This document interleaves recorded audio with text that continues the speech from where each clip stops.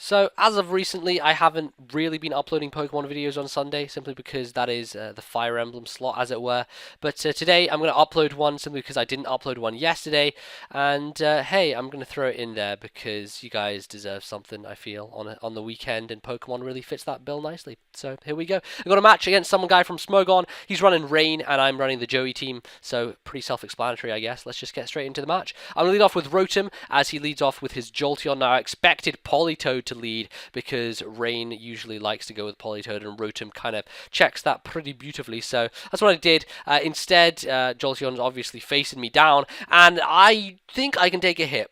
Be it a Thunderbolt, be it a Volt Switch, be it whatever. I want to fire off a Hydro Pump, and I don't really care because even if he specs, I think I can take the hit because I'm very specially defensive. But instead of going for any stab, he goes for the Hidden Power Ice, which I guess was a massive overprediction first turn. Generally, you don't want to overpredict early in the game, and it really cost him dearly because it means he's taking a Hydro Pump to the face, does basically no damage to my Rotom after leftovers, and just really forces him out because he's most likely spexed. So even though he was expecting Latias or Landorus, you can't say you can't send in two Pokemon at once, dude, this isn't doubles, Latias or Landorus, he unfortunately doesn't get it correct, and, pays for it because Jolteon got a lot of health gone now, which is not good for him in any way particular. But in comes the Deoxys, Will-O-Wisp on the switch, and as he sets up the Stealth Rock, I'm going to Volt Switch out of there to go straight into my Fortress because I don't really want Stealth Rock on the field, and I have a feeling that he has spikes as well. I don't want him setting up all those hazards on me. I really would appreciate it if he didn't. So I'm going to go to Fortress. He's most likely going to taunt me this turn, which is why I'm going to go for the Rapid Spin instead of attempting to spike. So that's exactly what happens. I have sped this portion up slightly because it's just basically me staying in with Fortress, hoping he doesn't live to see Stealth Rocks alive on my side of the field, as it were. And that's basically what we're doing. I'm Earthquaking him, Rapid Spinning away the rocks when he tries to get them back up again. And as you can see, he has a rocky helmet, which is kind of interesting because it means that whenever people try and spin away his hazards, he's able to do some extra damage, which is kind of cool, I guess. But in the end, works out nicely because Burn takes him down, Rapid Spin, Earthquake, a combination of everything. I was kind of expecting him to recover at some point, but he didn't, so there you go. Anyway, Jirachi comes in, and a lot of Jirachis tend to substitute, especially on something like Fortress, which usually can't do anything to prevent such a substitute. However, because this is not the case, he's running Earthquake, and my man, he just does beautiful work when Earthquake is around. He can get rid of those subs and then potentially Volt Switch on the next turn when the opponent goes to a Levitator or a Flyer and potentially do super effective damage, which is what I kind of want to do here. I sort of expect him to go to Gyarados, thinking that I would go for Earthquake again, but he stays in on Water Pulses, which isn't a huge deal because I am specially defensive and I take it pretty well.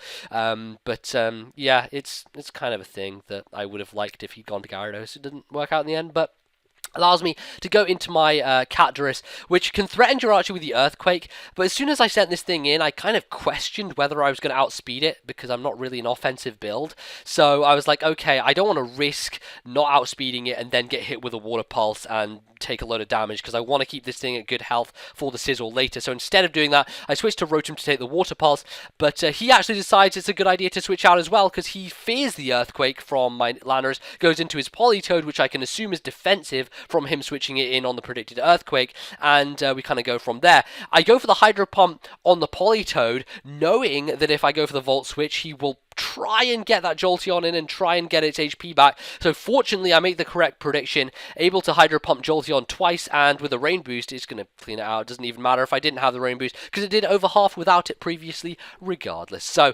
now brings in the Politoed and then switches straight to Jirachi as I Volt Switch. Not quite sure what was going on there, but I guess he was just baiting me into the Volt Switch. I'm not quite sure why he wouldn't go straight to Jirachi anyway, because I would have probably just Volt Switched out on the Jirachi regardless. But it ends up happening that way, and now I bring in T-Tar against this thing. Now, I'm thinking that Choice Banded Crunch won't quite take it out, and that's really what I want to do. I want it to get the Jirachi right down to the low red, to the point at which I can bring in Rotom and Revenge kill it. And the reason that I want to do this is because if I kill it with the Crunch, he has the potential to go into his Scizor, potentially set up a Swords Dance if he is a Swords Dance variant, and I would not appreciate that because, I'd be forced to switch and he'd get a free move. So instead of just killing the Jirachi, which is what you would do if you weren't thinking about things, I kind of put the game into perspective, go into Rotom to resist the Water Pulse, and also to kill this Jirachi with a Volt Switch, keep momentum going and everything, and, you know, just generally make life easier for myself. So unfortunately I get confused as I switch in, and I see that after the lefties gain, he is in fact faster than me. Makes sense because Jirachi's base 100 speed and Rotom ain't quite there. But he Calm Minds, and I'm thinking, okay, please don't hit yourself in confusion. Please Volt Switch, kill it, because after +1 special defense, I'm still not sure, even though it should easily take it out. I'm still just being a bit annoying, like stuff like that. But a Volt Switch, get it off, and let's see, does it kill it? It does kill it, because it goes down. As you can see, it faints. So, nice. Managed to keep Rotom a decent amount of health, doesn't hit myself in confusion, and Jirachi is neutralized. So, now go into Fortress with his only Pokemon remaining being Gyarados, Politoed, and Scizor, I feel. It seems apt to go into this thing because I can Volt Switch on either of the Water Pokemon, and Scizor can't one-shot me, and I could potentially Volt Switch on that thing as well. So, that's kind of what I want to do, is scout to what he goes into, and then Volt Switch to something else appropriate. And in the case where he goes into Politoed and kills me with a Hydro Pump, well, I can just die. So that happens. So now I go into Latias. I'm thinking he's choiced now. The fact that he has Hydro Pump kind of leads me to believe that. And I go into Latias and Psyshock. Now, this wasn't the best of ideas. What I should have done is gone into my Tyranitar, set up the Sand, and then gone into Latias as his Politoed potentially Hydro Pump me. Now, the reason this would have been more effective is because Sand would have been up, and his Scizor would not have been able to live the HP Fire as it is able to do so now. Which, you know, that would have made much more sense had I thought about it a bit, but I was a bit, you know, gung-ho. I went to Latias straight away, just straight up went for the Psyshock, and he switches to Scizor, takes that resistance, and then is able to live the HP Fire. So, in hindsight, Latias could have survived had I set things up for myself, but I was just going straight for it at this point. He only had 3 things left, and I thought, let's just kill stuff with Latias. So it worked out okay because Scizor was basically crippled, but I lose Latias in the process. Oh well. Go into Rotom now as he switches into his Gyarados. And the amount of damage he does with that waterfall, I was thinking, holy shit, is this thing banded, like with super max power?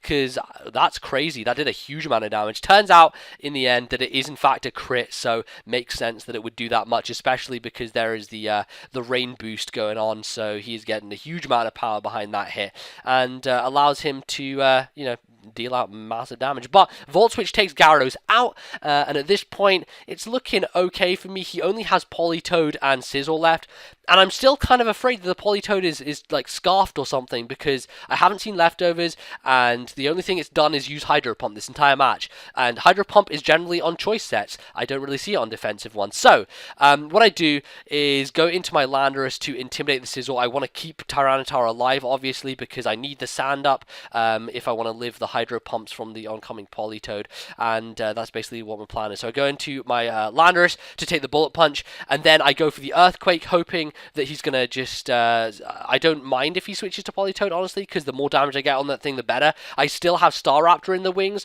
which can easily outspeed it and kill it with Brave Bird, but I want to get prior damage on it before I do that. So I do go for the Earthquake. It does a significant amount of damage. I'm thinking, okay, yeah, he's probably a choice set. I should probably get out of here. But wait, ladies and gentlemen, there's leftovers. I see leftovers on the Politoed. I'm like, okay, that's kind of weird, because he has Hydro Pump. He doesn't have a choice item. He doesn't take, you know, he doesn't take the Earthquake well in any way, and I don't know, I'm able to kill him. Kind of weird. I don't know what kind of Politoed he was running. You know, I do run a Politoed with leftovers and Hydro Pump, and that's my substitute 3 attack set. So there's the potential that he may have been a sub 3 attack set, but he probably should have set up a sub at some point in the match when taking advantage of my switches, but never really happened. Maybe he did, maybe he didn't. In the end, I'm able to clean out the rest of his guys with an Earthquake. I wasn't really expecting that. I thought that I'd have to play around the Politoed a little bit, but didn't really end up happening like that in the end of the game. So there you go. Hope you guys enjoyed this match. It was definitely an interesting one, and Yeah, it was good. I will probably be doing more videos in future. That's what I do. I upload videos onto my channel, so look out for that. That'll be fun. Yeah, otherwise, I hope you guys enjoyed. Do check out my previous stuff on the screen. Click the like button if you enjoyed. Like button's great. I love it. It's a good thing. And if not, comment. Say what you want in the comments. Say what you will. I'll see you all next time. Goodbye.